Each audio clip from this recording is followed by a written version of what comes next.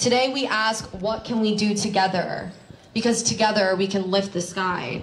True diversity does not exist in the black and white binary, in the gender binary. True diversity and true humanity is intersectional.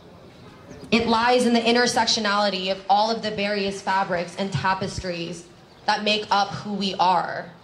What happened in Atlanta and the deaths of these 8 victims in particular do not exist in a vacuum. They happened at the intersections of white supremacy, gun violence, racism, misogyny, discrimination against sex workers, the fetishization of the Asian women, and the overall objectification and dehumanization of the BIPOC woman in this country.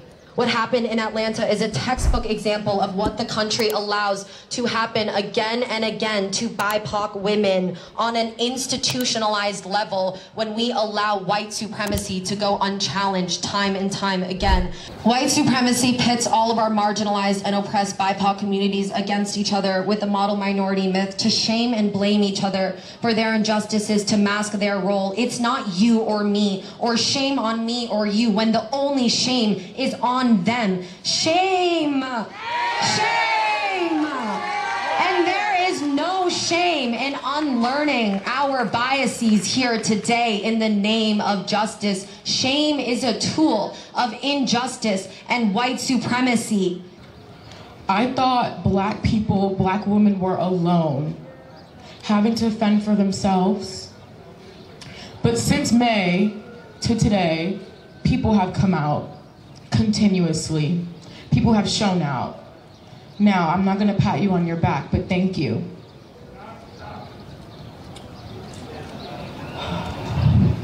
While we're here in this space, I want everyone who is not a black person to understand that if you are going to be an accomplice in our fight for liberation, you cannot support the police.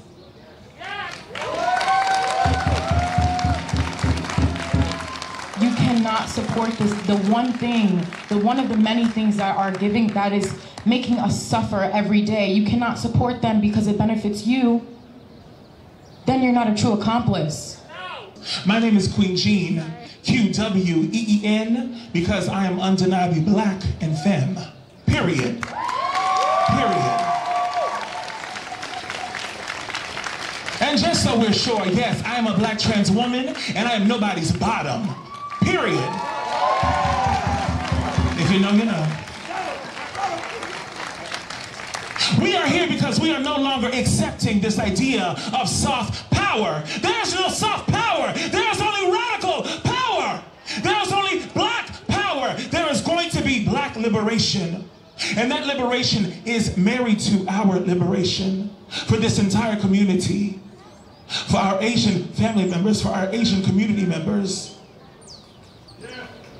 As our sibling said earlier, the reality is the fight between us, between women of color, black, indigenous women of color. Our stories actually align so much. It mirrors so much that as women of color that we are terrorized. We are met with such violence. We are not given adequate opportunities, adequate health care. We are not given adequate anything. Whatever black women or women of color acquire, it is something that we have had to cultivate. We have had to generate. We have had to sustain. I have been harassed and abused for being Asian for so many years, but a few months ago things turned physical when I was sitting in front of a Chinese establishment with a group of friends eating dinner.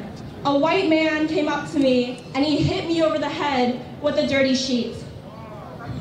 I was the only Asian person in a group of people of color and sitting in front of a Chinese restaurant. And for me, while I tried to process, my friend told me that I had just been hate crimes. The statistics of hate crimes against Asian people has skyrocketed over the past year by 150%, and women are much more likely to be harmed. As an Asian American woman, I don't go outside at night. Every time I go into the subway station, I look behind me, because is somebody gonna push me? On the platform, it's the same fear. And in the past couple days, a 19-year-old girl was shot in the head for being Asian. Shame! Shame!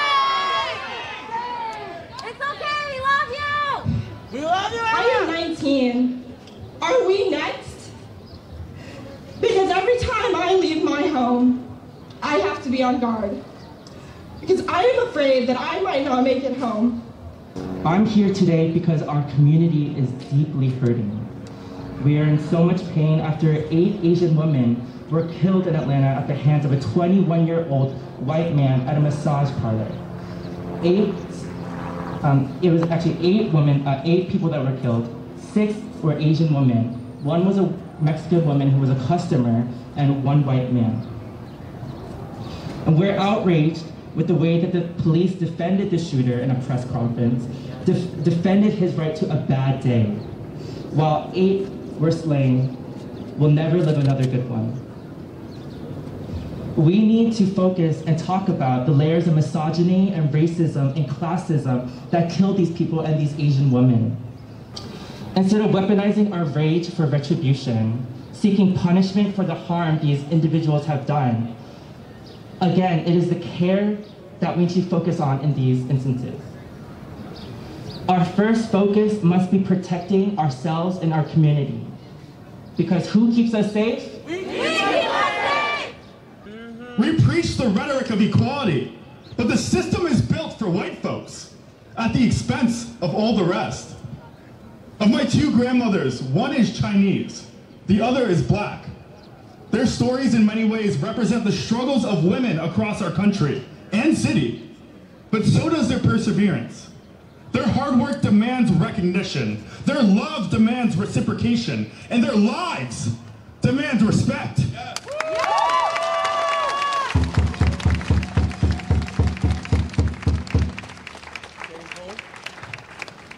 It was humbling to see the diversity of the crowds that turned out for Black Lives Matter this summer. And in this moment that calls for Black and Asian solidarity, I am proud to stand with you. But let's remember that solidarity is not a passing moment. It's a way of life. So to the Asian women experiencing a horrific spike in hate crimes, to the women of color across our city, know this: we see you. We are with you. We will root out the forces of racism and defeat agents of white supremacy.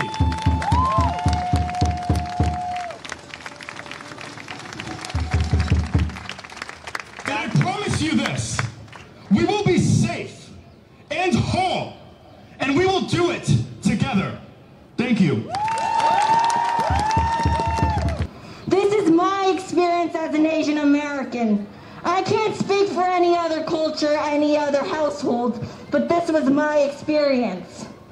My older sister opened up many conversations with me, and I was held accountable countless times, which led me to opening up the conversations to my father and arguing with him for countless hours. He started to talk about defunding of the police. He started to actually believe it. The next step would be helping him understand abolition. When I first started talking about Asian and Black solidarity, I had the struggle of communicating it to the native Asian speakers. Once I organized my first Black and Asian solidarity event, my dad came to me and told me he was there. He was there when I was speaking at Washington Square Park. On my way home, he told me how he had to explain and opened up the conversations of defunding the police to many different Asian elders. It takes only one person to open up these conversations. Our existence in this country is as people of color. Attaching the label of white to me is dangerous, especially in a country like America, because whiteness holds so much power, and we do not have that power. This is not to deny the privilege that I have from being lighter skinned, which I can't deny, but it assigns a white privilege to me that I don't have. It connotates being the majority, not being othered, and being safe in my surroundings. I feel that the only reason that we are being called white today is because you can't call us yellow. And if we were truly white, or even white Asians, I wouldn't be up here today. None of us would be here today at this rally. I want to take some time to talk about the colonization of some East and Southeast Asian countries, because we don't learn about this in school. and it has everything to do with what we're fighting against today. We're not always included in the conversation, but we are colonized people. I'm going to start off with China because I am Chinese. China was colonized by the British, by the French, and the Portuguese. If you go to Shanghai today, which is a city I lived in for 6 years, you can still see streets with French names, and there's places like the French Concession, which used to be essentially small colonies within the city, and only Europeans were allowed in. Chinese people were not allowed into parts of their own city and their own land. And today, white people, Europeans, and expats go to Shanghai and they hail those parts of the city as the prettiest parts because it's European architecture. And these are colonial remnants. The British forcibly took Hong Kong from China in 1897 because we refused to trade drugs with them. And Hong Kong was only returned to China in 1997, which is during so many of our lifetimes. The port city of Macau was also settled by the Portuguese in 1557 and wasn't given back until 4 centuries later in 1999.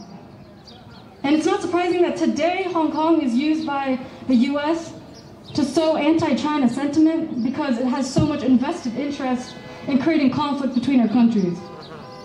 We don't learn about the atrocities and war crimes that China suffered under the hands of the Japanese army, like the Nanjing Massacre or the rape of Nanking, where they killed and raped over 300,000 of us. They conducted medical experiments on us, and they destroyed the records, and they still haven't apologized to this day.